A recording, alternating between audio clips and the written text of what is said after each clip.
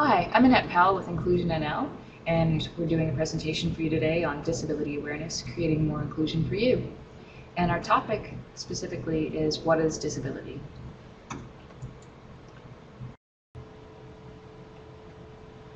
A disability can be physical, which would impact a person's dexterity, mobility, balance. It could also be neurological, which affects a person's mental and physical function. Some disabilities are psychological, which affects how a person is thinking and their perceptions of reality. Other disabilities are intellectual, which affects how a person learns information and processes information.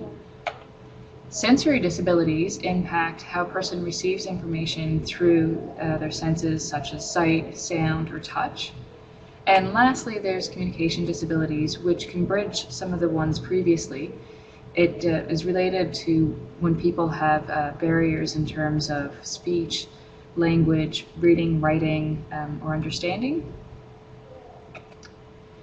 And disabilities impact a person's daily activities, so things like walking or eating or hearing or learning.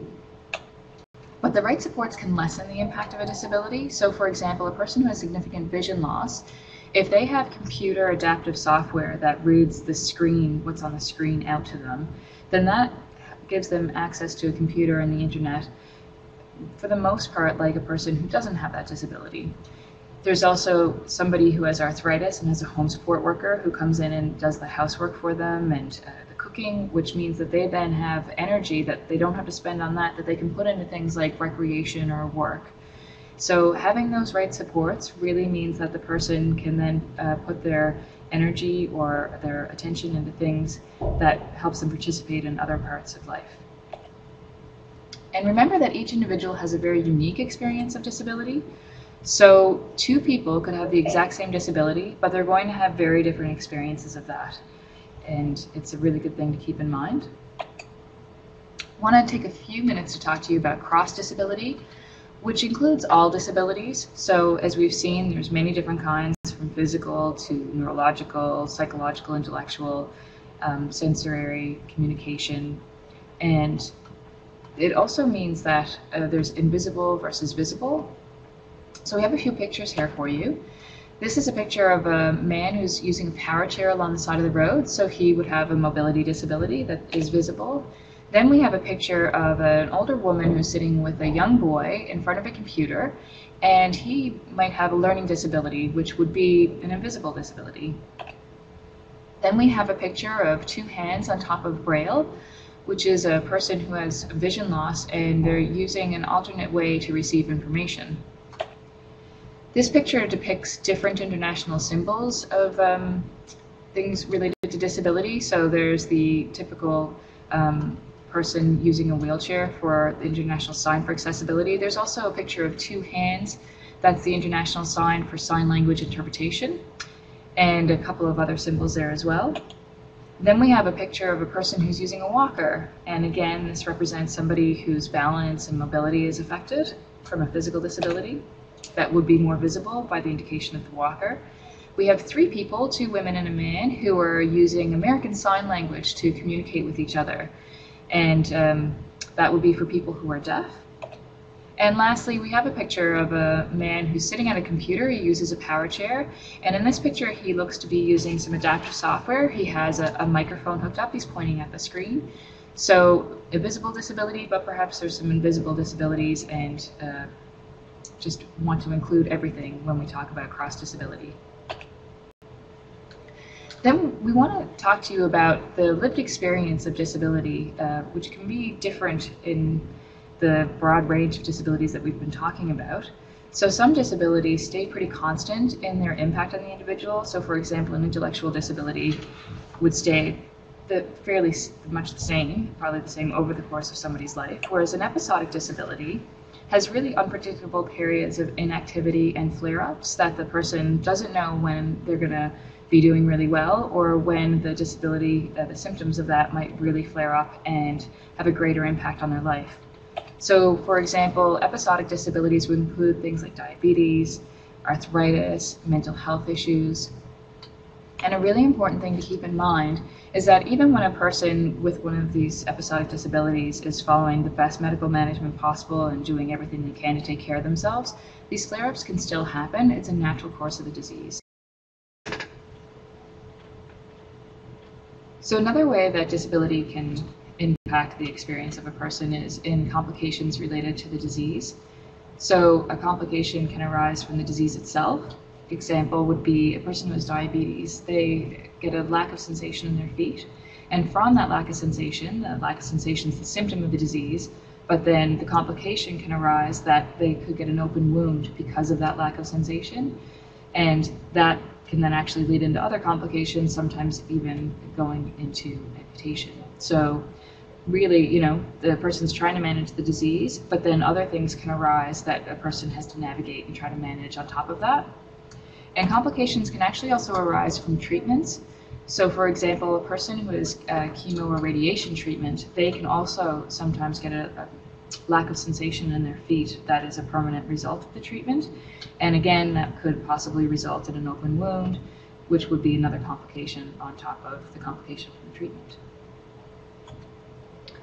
And this is a piece of, it's a word map, and we wanted to use this. It was icon for invisible disabilities, and it really captures the many different, and there's even more than this, but if you look at it, you can see so many different disabilities in here. There's things like autism, diabetes, personality disorders, celiac disease, depression, chronic fatigue syndrome, Crohn's disease, so all kinds of different disabilities, but you wouldn't, again, they'd be invisible, and so you would look at a person and you wouldn't have the indicators that we tend to look at visibly to say this person has a disability, and yet they would still be working with the impact of disability on their life and trying to navigate the barriers and things that come up as a result of that.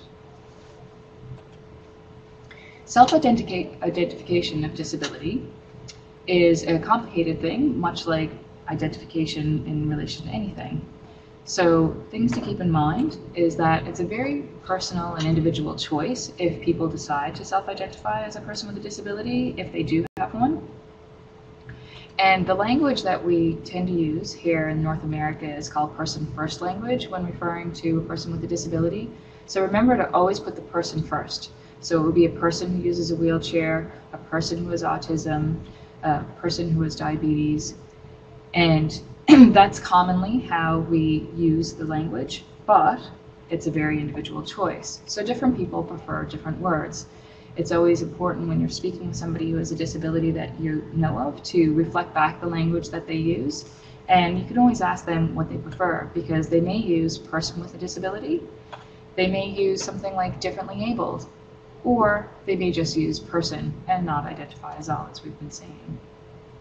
And that leads into that there are people who choose not to identify as a person with a disability even when they do. A very common example of this is seniors, who often identify as seniors and not as people with disabilities. A good thing to keep in mind, though, is that even if you are a person with a disability and you just choose not to self-identify that way, that when you go to apply for services, supports, and equipment and things like this, you want to consider possibly using the formal language of disability to increase the chances of qualifying for these things, because unfortunately, it's a thing when labels really can make a difference. So if you're filling out an application form, whether that's for Blue Zone parking permit, or to apply for home supports, or for a prescription drug plan, the more that you can use the formal language of disability, it will help your application if you are comfortable with doing that. Something to keep in mind. And also when you're having meetings. So for example, if you apply for home support, typically a social worker will come out to your house and have a meeting with you, and it can certainly help to identify yourself as a person with a disability and use that language when you're speaking with them. So something to keep in mind. Now I want to really get into the myths around disability. There's a lot of different misconceptions out there, and it can really help to dispel these and just give a wider picture of what life is like as a person with a disability. So a very common myth is that people with disabilities can't do anything.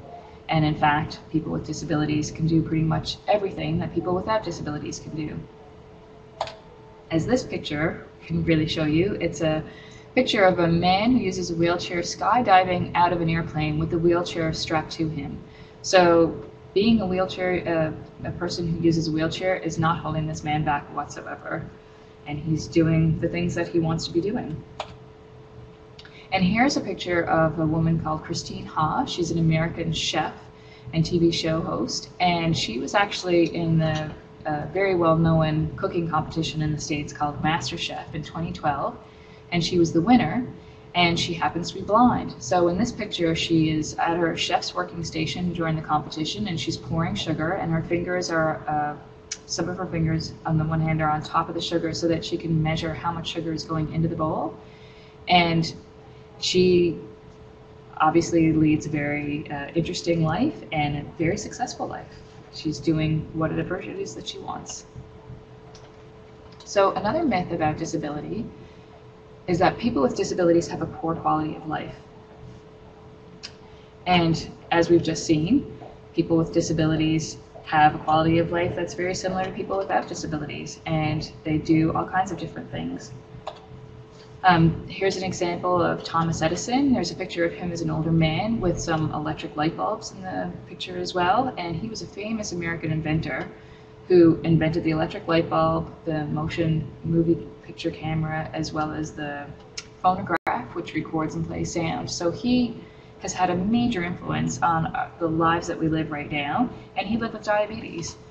And he had a very amazing life that we all benefit from now. Here is a picture of the famous American actress Marlee Matlin, and she's in front of her Hollywood Star Walk of Fame, and she's giving the American Sign Language symbol for I love you.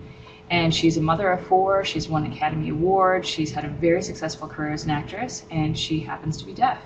So she's leading a very rich life that's full with many different things, and the fact that she's deaf is just a fact and not anything to do with the quality of life that she leads. And lastly, we have a picture of the Canadian great hockey player Wayne Gretzky, who's skating on the ice at a Jubilee Legends game in 2012 after he was diagnosed with osteoarthritis in 1999. And since he's had that disease, he's actually gone on to be executive director of the men's hockey team, leading them to gold in the 2008 Olympics. And then in 2010, he was the final torchbearer. So again, doing the things that he loves, even while he has a disability. So it's a very common myth that is very untrue.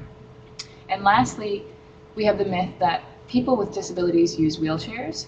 Now, I actually reinforce that myth, but as we've seen, there's many different kinds of disabilities, and people using wheelchairs is a very small portion of people with disabilities.